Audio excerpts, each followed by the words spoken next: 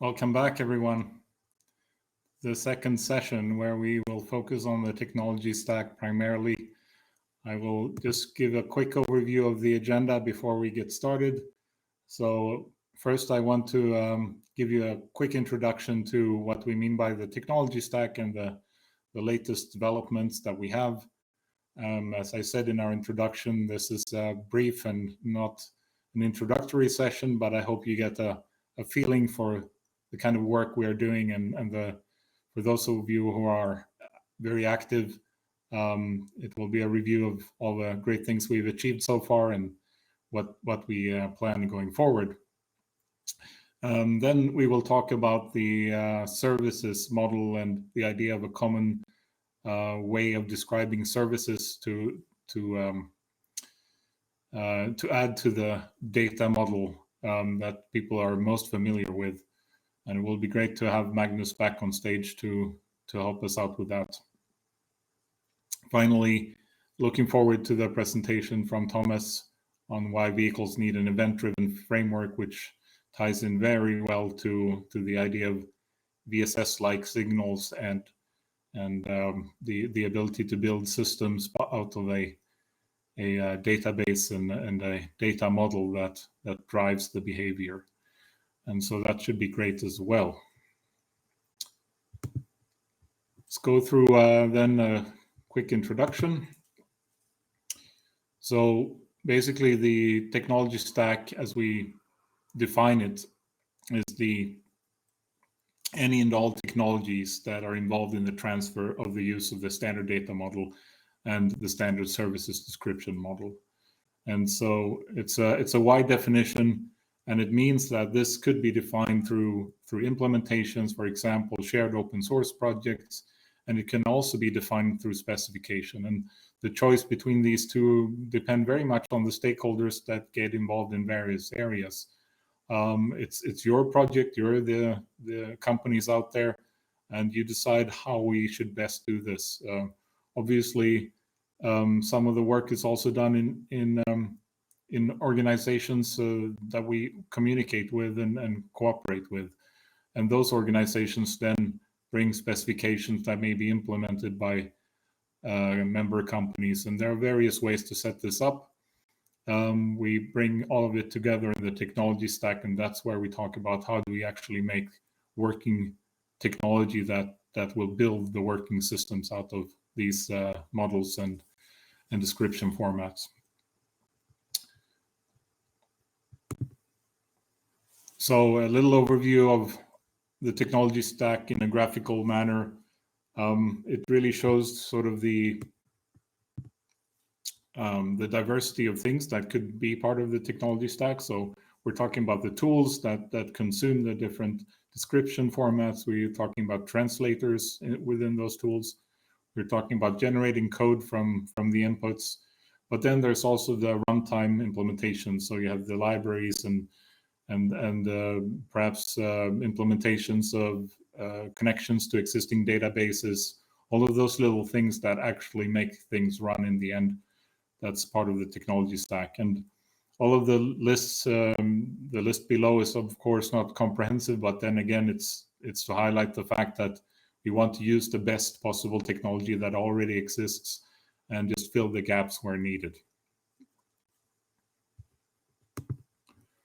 So going through then the tech stack projects, the most important ones and the updates we have currently, want to highlight the fact that the specifications are going forward, the VISS protocol specification, as well as implementations of both clients and servers of that specification. And so that's worth highlighting. It's great to see that happening. We have within the VSS tools set of conversions that are already existing. Eric mentioned a few of them when he spoke about VSS just before this. And we have code generation tooling starting there as well.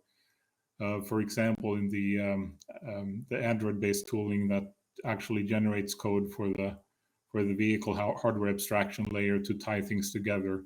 That is tooling that generates code to actually build the system that makes it run and makes the VSS-based source connect to the vehicle property API that is defined in standard Android.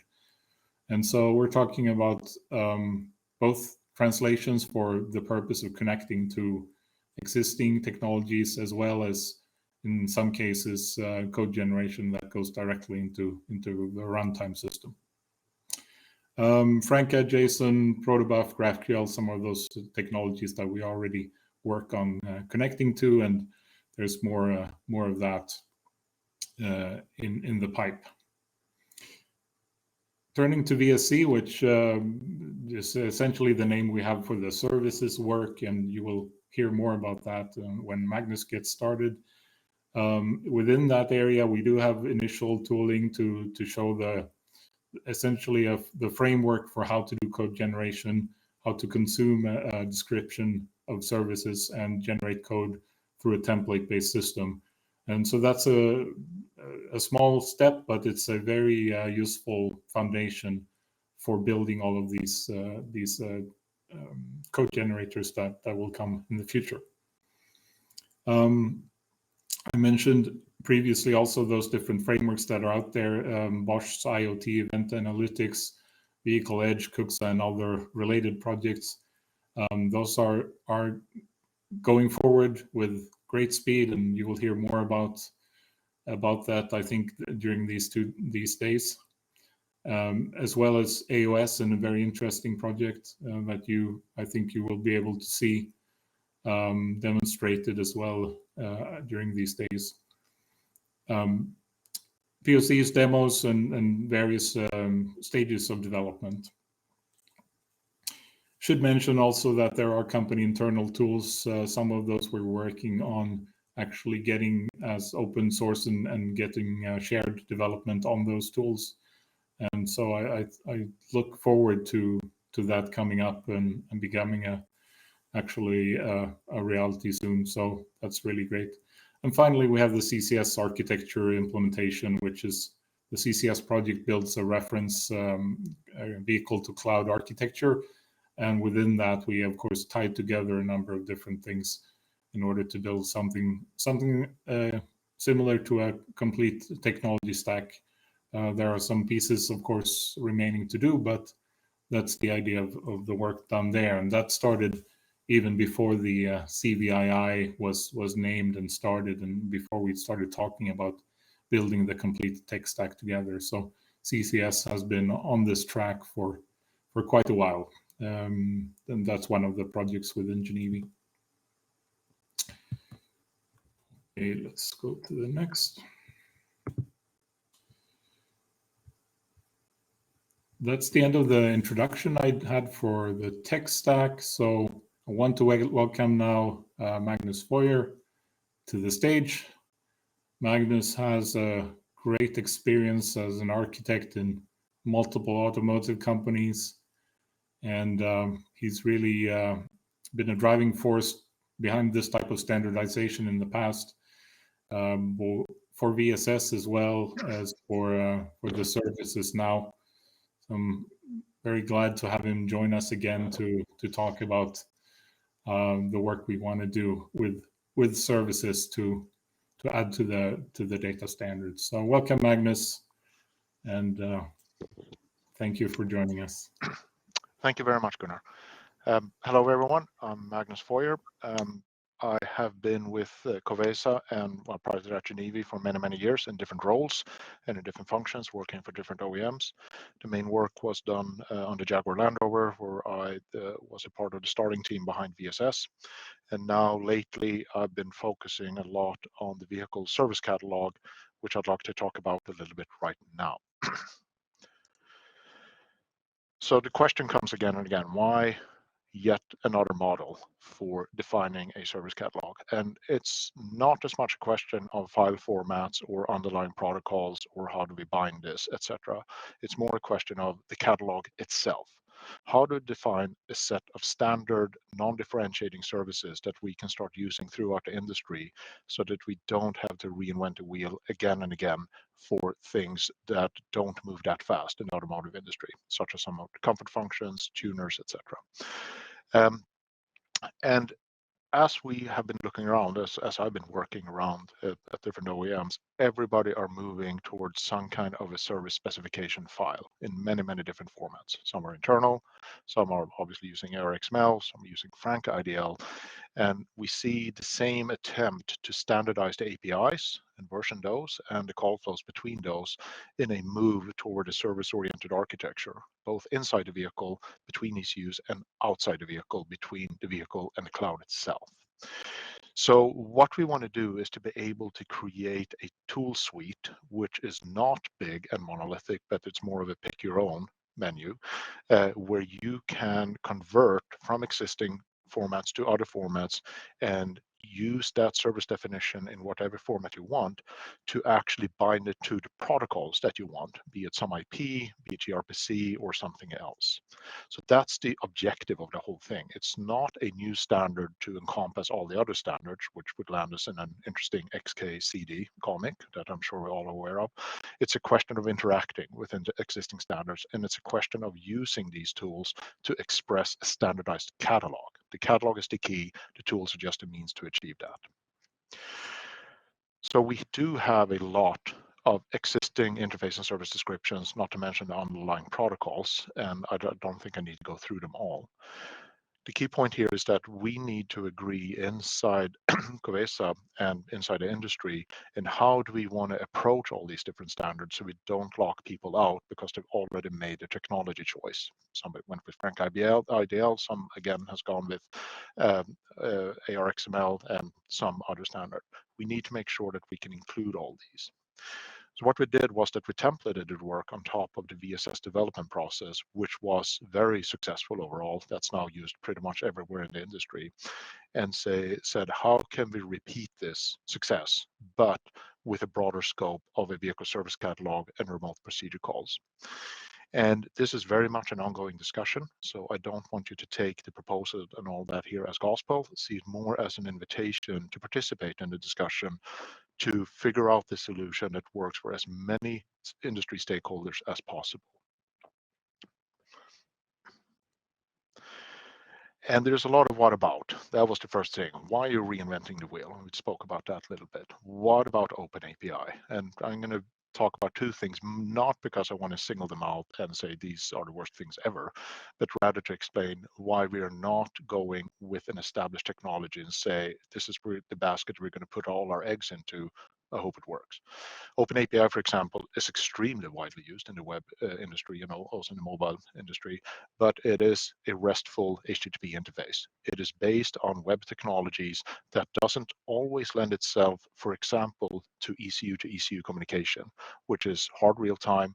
It has a completely different set of requirements on it, but even if it's at the same time a number of different services that look very similar to each other, the way you access these services inside the vehicle between ECUs versus how you access the service from the outside, from your mobile phone or from the cloud, etc. That means that we cannot just take one technology and adopt it everywhere.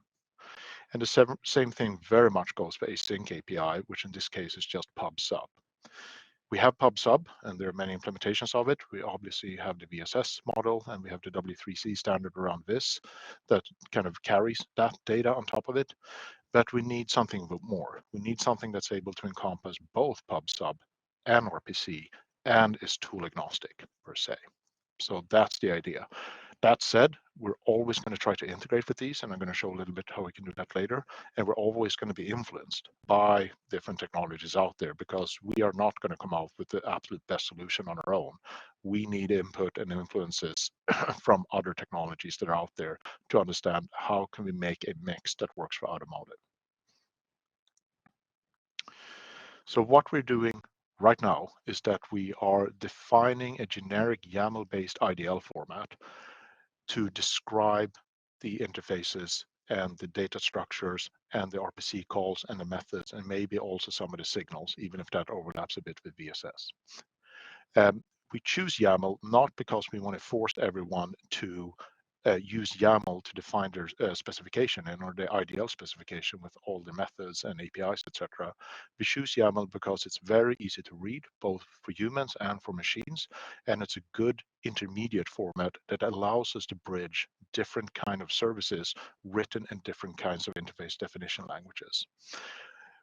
We are yet to decide if YAML is going to be the format which we express the vehicle service catalog in, or if we're going to use it more, as I said earlier, an intermediate format, and we use something else as the preferred description language, as we see here. It could be FrankIDL. We are working on a little bit of command line based tooling for FrankIDL, so that we can parse to and from that in an easier way that we can do currently, and which is more kind of CI/CD oriented per se. We may very well end up using YAML as well because it's a good common denominator, or we may just adopt something else, such as gRPC or one of the million other formats out there per se.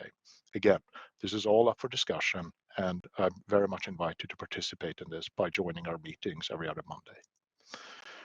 So if we look at a possible tool chain here, where we start out with a HVAC, so an air conditioning for a vehicle, in a fiddle file, which means that it's Franca.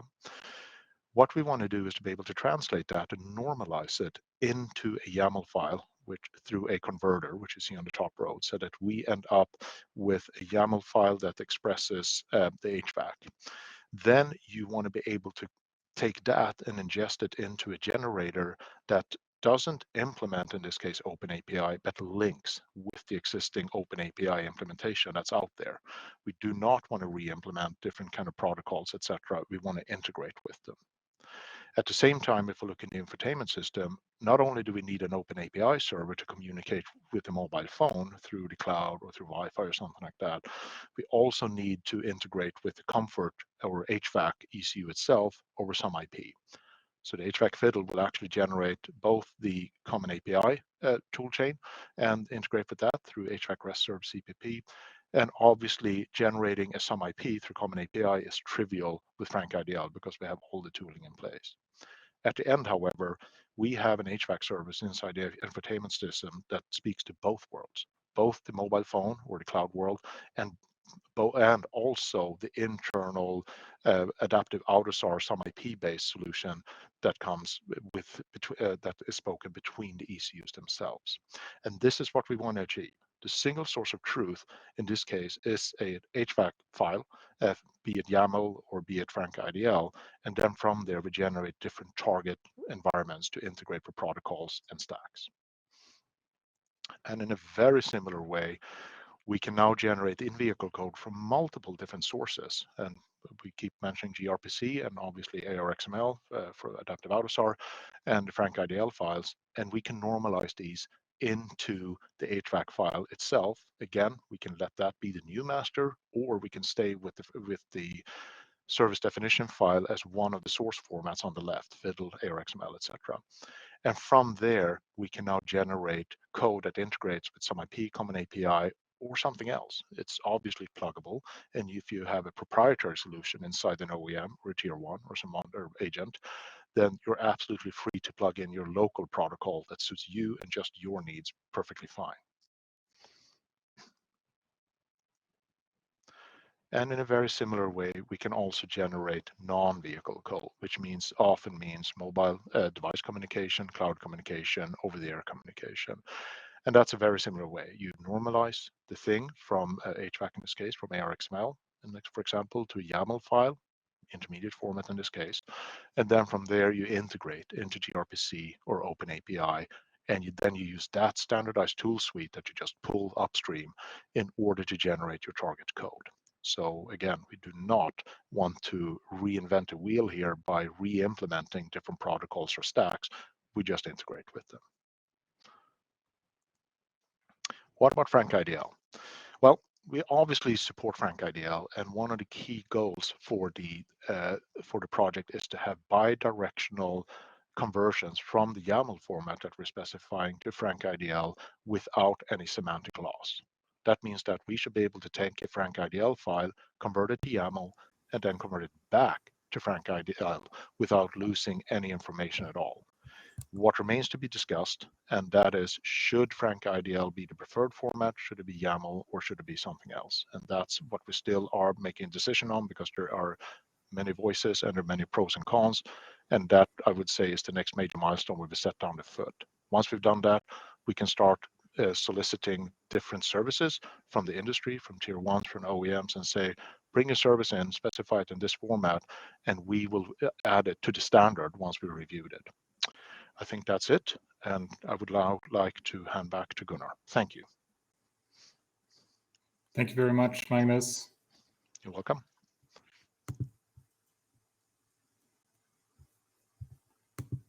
So I will just wrap this up. I think you covered everything very, very nicely. And let's just talk about joining, of course, as Magnus said. The only way to close these questions and reach the goal of agreement on how we describe services is that we get your input and we take it all together and make it into a consistent idea. And so this is a strong call to action to everyone who is listening. Do join this this activity, assuming, of course, you are on board with the idea of creating an automotive industry standard here. Even if you're not, we want to hear, of course, why you wouldn't be thinking that's a good idea. So all of these, this type of input is very important. And so I really hope that you will take the time and join us, and or contact me if you like, if you want to ask questions or you want to just give your opinions. I do really appreciate that very much, and we'll bring that to our joint work. And of course, as Magnus said, we have a fairly consistent idea of what this common language needs to look like, and what are the different existing technologies that need to affect this proposal for a consistent way to describe services. But we could still figure out what perhaps is the preferred single format for the catalog itself, whether it's this YAML-based intermediate format, or whether you're a company that is invested already in FrankIDL. You should make your voice heard and make sure that affects what we are doing here, so that we can really reach the right solution in the end. Then there are all the peripherals about which output formats to support once we've decided on the description, and which existing technologies that you prefer in your organization. Bring that conversation to us, and then we can together find the right solution for the tech stack. In the end, we want to avoid a system that just does everything to everything conversion, because we should concentrate on the most important and the most capable technologies, and have a reasonable subset of technologies that tie everything together, and make sure that we can build systems both flexibly, but at the same time without the very large fragmentation that really just causes problems as we start connecting our systems together, which is inevitable for all of us in this industry to do. So thanks for considering that idea, and considering to join us and talk about these issues and really get them done. Now I want to hand over to Thomas Berkeley.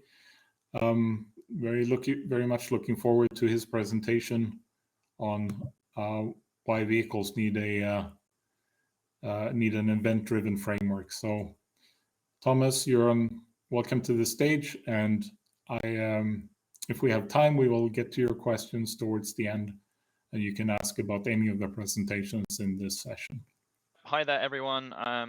Thomas Spreckel here from Bosch. I've been working as a software consultant for them on the software-defined vehicle project for the past 2 years, and I'm going to really try to follow on from Daniel Krippner's talk, keynote that we had yesterday, and this is going to be all about why vehicles need an events-based system.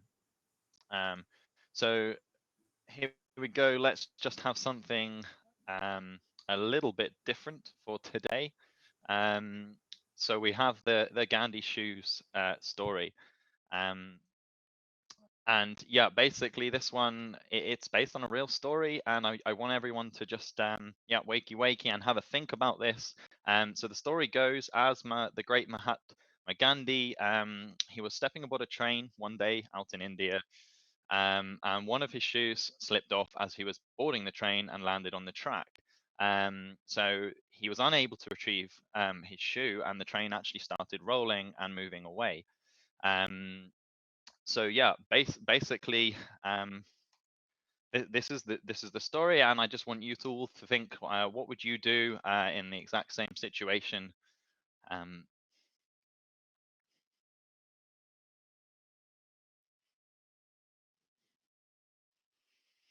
Okay, so we'll come back to that later, and now let's move on to the content. So in terms of automotive, this is really just a summation of the keynote that Daniel performed yesterday, and gave a lot more detail into the context and why we should bother, why it's important now. So I mean, as a lot of you know, at the moment we've got this multi-network controller, thousands of functions distributed all over the vehicle. A couple of pain points we see from this sort of architecture and deployment in the automotive industry right now is just typically things like there's no space for QM, or not much space for QM type applications and deployments, or headless apps or services. Sometimes can be very difficult to carry over code and to reuse. Integration, I'll say, is hell. And also we are still fairly hardware dependent in a lot of scenarios. Where we think things are going next, my colleague Daniel gave a great keynote on that. So if you haven't seen it, please try to watch that or catch up on it. But in summation, we believe we're heading towards a centralized compute type architecture. Far more benefits of this. I mean, far more reuse of code. We really want to push towards standardized data, and it's so cool hearing my other colleagues and other companies talking about VSS and VSSO and VSC. And I think that's really very exciting for the industry. And obviously, it would be fantastic if we can become sort of hardware decoupled in some ways, and ultimately increase these development cycles. And we having a bit of pressure at the moment from those that shall not be named that are on the slide. So EDA, or event-driven architecture, what exactly is it? I'm going to try and go sort of a bit more into detail here, and we'll get more technical.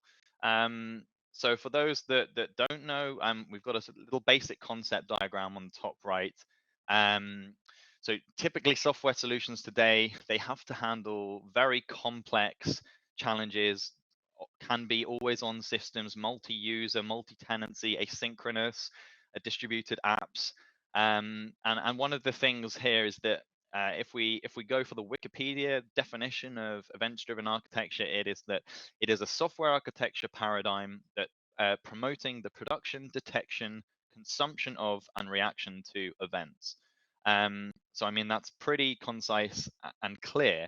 Now on the left, I've just sort of highlighted the top 6 that I think EDA can actually enable, and the advantages of this type of architecture over others that are out there. I mean, obviously, it's not the only one. We know about old-fashioned synchronous REST APIs, for example, and storing data in relational databases.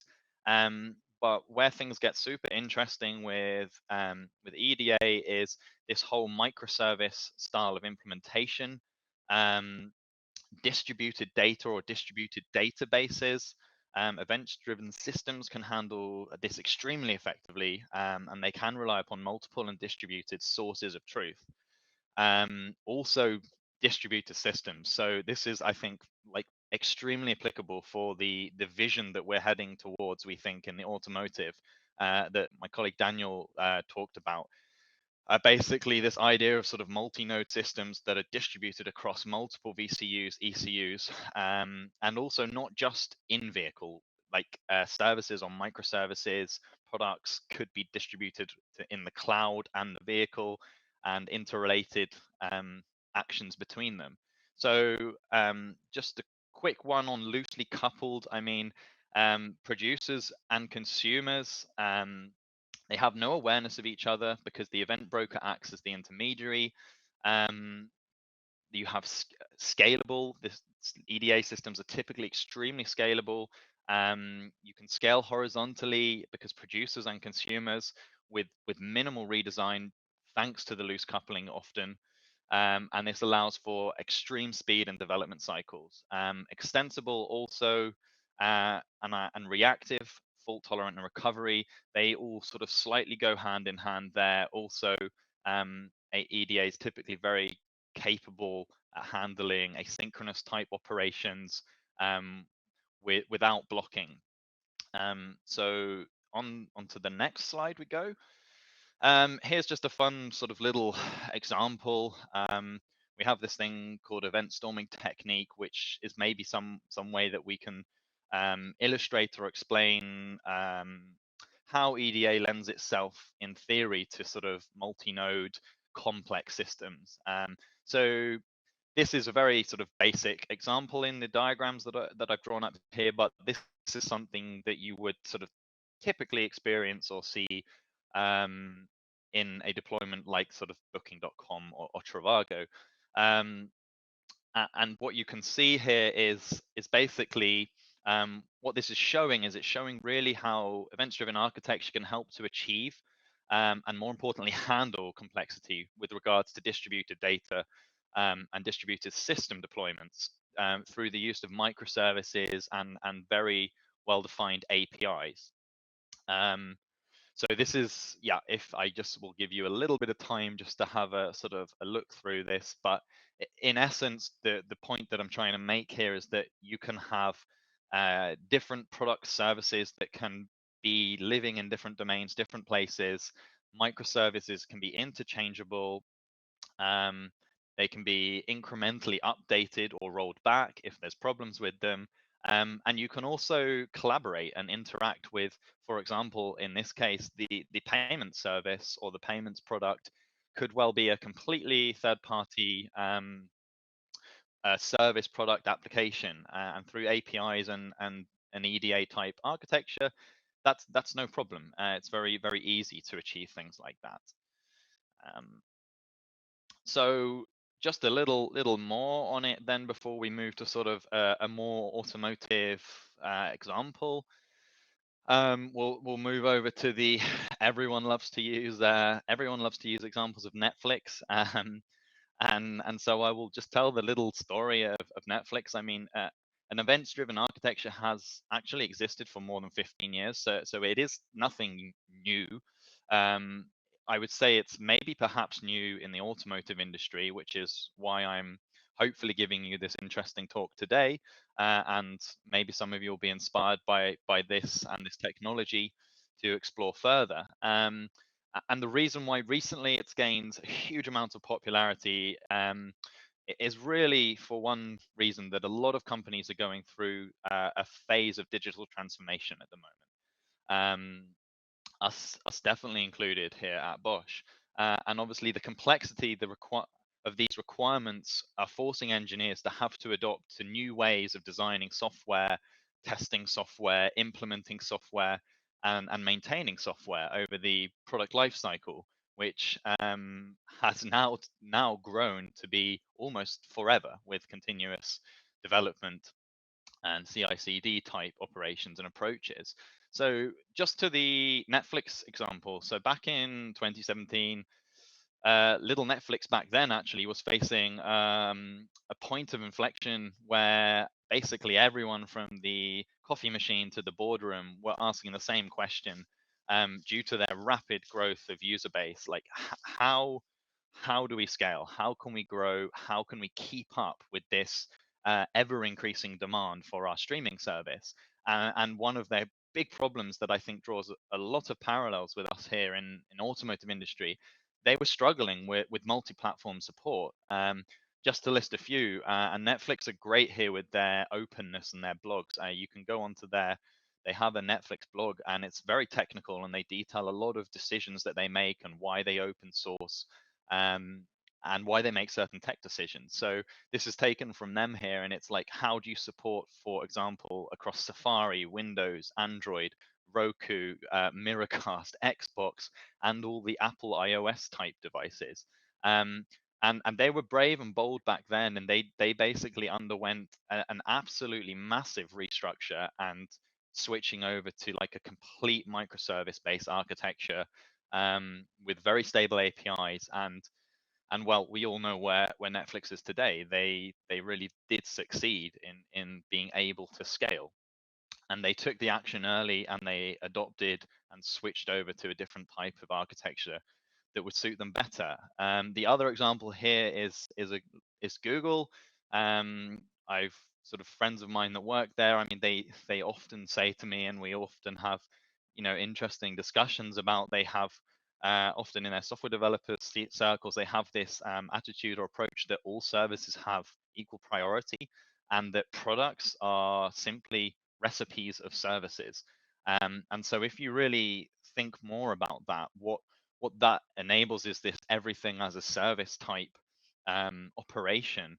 And this is just on the right here listed a few of the Google offerings. I'm sure most of you are familiar with many of them, but this really shows how Google is able to develop so fast new services and products, and we can really start to understand why, and how they can do this when they have this sort of attitude towards software, and software, and the sort of software architecture that they use.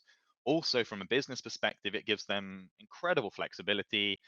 If a service or a product they launch or release doesn't do well, that's no problem, because there is equal priority, and because it's constructed with a recipe of services, it doesn't mean that the component parts are no good. They might take a 50 60% of them and reuse it in then a new product service that is very successful. So yeah, last but not least, let's sort of move into what I'm here to really pitch and to talk to you about is the sort of automotive type offering that we are currently working on with Covesa Genevi. So IoT Event Analytics, because I know a lot of people's opinions and comments have been that they haven't sort of understood fully or don't really get the reason why we released IoT Event Analytics and Vehicle Edge, and I'm hopefully will try and sort of solve some of that for you. So IoT Event Analytics, as it said, it is like a framework, a platform. It is a stream processing and complex events processing engine that can be used with typically the default transport protocol is MQTT and a pub sub type operation, but and support various data models. Now, if you go to the GitHub today and have a look at it, what the example codes and demos are based on is the VSS model. So we have the VSS data model, we have the runtime core, we add to that then the software SDK support in terms of we have Python, Node.js, and C++.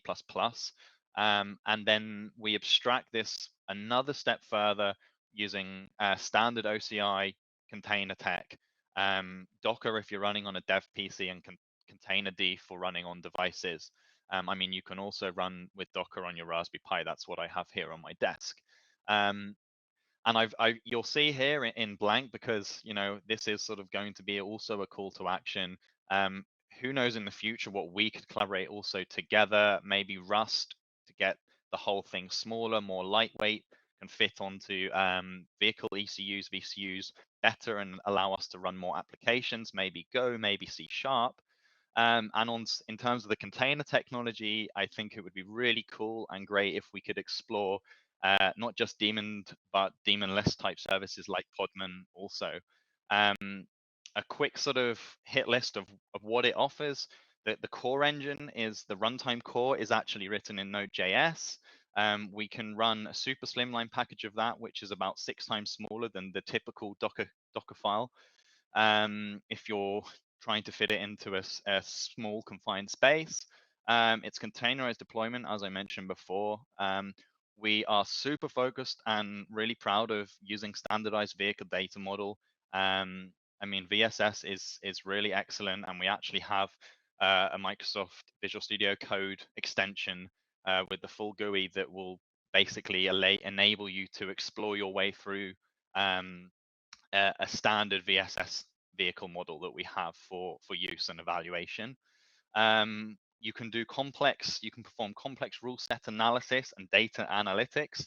I think after spending some time at this Covisa event, that's more important now than ever, especially if we think about, say, the GeoTab keynote with big data and how much data is going to be out there in vehicles in the future and what sort of analytics you could perform with this data. It has an event history functionality, so you can have some sort of persistence there as well.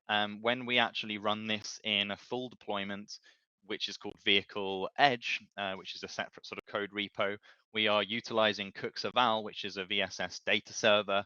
And that's where it gets sort of a lot more interesting. We're scalable with our throughput and performance because we are event-driven architecture. We can scale up, say, for example, pipeline or config manager to allow more throughput. And also, the last thing that I think is actually really cool is we are aiming to try and remain transport protocol abstracted. So we have this component in the IoT that's called Protocol Adapter Gateway, and that allows you to switch out the transport protocol. So as I mentioned before, we started on with MQTT, but we have also some other branches in the repo that are playing around with some IP. And I mean, really, you should be really the deciders here. Like, whatever your companies maybe need or use, please take a branch and have a go. Okay, so back to the story then, the Gandhi story. So what actually happened in this case was, yeah, as I mentioned, Gandhi was unable to retrieve his shoe as the train started rolling away, and to the amazement of his companions and other passengers on the train, Gandhi, he actually calmly took off his other shoe and he threw it back onto the track to land closely to the first shoe. When he was asked by a fellow passenger why he did that, Gandhi replied, "Well, the poor man who finds the shoe lying on the track will now have a pair that he can use." So to you and to everyone here in the community and at this Covisa rebrand and relaunch, the take-home message here is really, as I've said on the slide, one shoe is no use to anyone. And I really want to pitch the question to you: why do things alone? Now, the IoT Event Analytics and Vehicle Edge, they are our current offerings. They are just the start. I would be super interested how VSC could fit into that, how VSSO might look on a separate code branch. And really, yeah, it's all about collaboration. And that brings me to the closing slide. Yeah, please help us shape the future. And we have various projects that are already out there in terms of the IoT Event Analytics. If anyone wants to find out more, please come and contact me. And we have already sort of quite a lot of support. We're trying to constantly improve the CI/CD pipeline on it. We've just introduced Sonar Cube as well to sort of have much more advanced static code analysis. And with the help of Gunnar at the moment, we will be having fully pre-built Raspberry Pi 4 and Ubuntu and Apertus images that people can just load. So thanks for listening. Yeah, and that's my piece. Thanks so much, Thomas. Super interesting. We're actually out of time, but I'm going to have one really interesting question. If you can spend 30 seconds on your answer, try. The question was if how EDA works on fail-sensitive systems like braking, in 30 seconds. I guess that one's for me, is it, more than Magnus? Yeah, I think we have to be careful there when we start to mix into ASIL type environments. there are things we are working on at the moment in terms of having sort of in a multi-node type distribution, maybe having some sort of safety guard piece or component that could help to abstract between the safety and the QM type domains. Certainly, a lot of what I talked about here is directly applicable for the QM domain, where safety isn't as important. It's always important, but security is sort of much more focused there because you're closer to connectivity. Yeah. Okay. Thank you very much. And now we're going to take a quick break, a few minutes break. We'll be back in, well, it's only about 2-3 minutes from now. Hope to see you then. I just want to say for additional conversations, I will be in the CVII area of the conference. So you can just walk with your avatar up to there and we can have additional Q&A or discussions after today's presentations are over. And so any of you, if you have time to join us, Magnus and Thomas, please feel free to do so. And thanks again for your presentations now. Yes. We'll I'll be be back in there a as few well. minutes for session 3.